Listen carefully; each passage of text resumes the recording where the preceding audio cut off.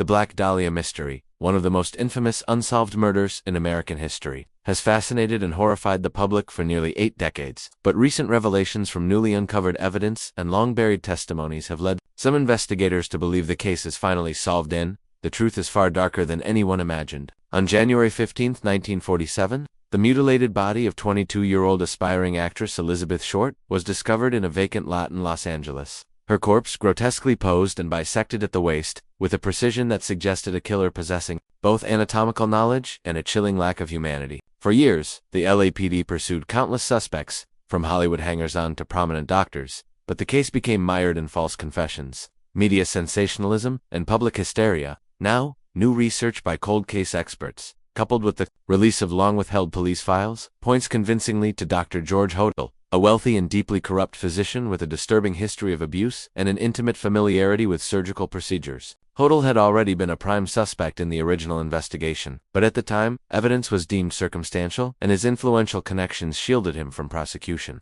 Recently unearthed audio recordings made by the LAPD during a covert bugging of Hodel's home reveal him making cryptic, seemingly incriminating statements, including an apparent admission to killing Elizabeth Short and musings about getting away with murder. More damning still, handwriting analysis of Hodel's letters has been linked to taunting notes sent to the press by someone claiming to be the killer, a parallel eerily reminiscent of the Zodiac case.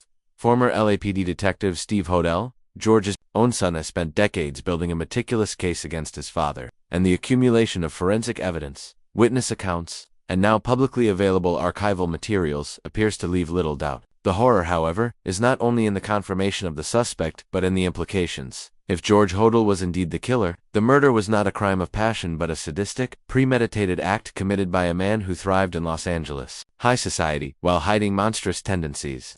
Worse, investigators believe he may have been responsible for additional unsolved murders in the area during the same era, suggesting that the Black Dahlia case was part of a larger pattern of predation. This conclusion paints a grim picture of 1940s Hollywood, a city where power, corruption, and wealth could shield even the most depraved individuals from justice, and where the brutal death of a young woman became a grotesque spectacle rather than a tragedy that demanded swift resolution. For decades, Elizabeth Short's name was overshadowed by the lurid nickname Black Dahlia, reducing her to a myth rather than a person whose life was stolen with unimaginable cruelty. Now, with the mystery seemingly solved, the reality is no less chilling. The killer likely walked free for the rest of his life, protected by a web of influence, and the city itself bears the stain of that failure.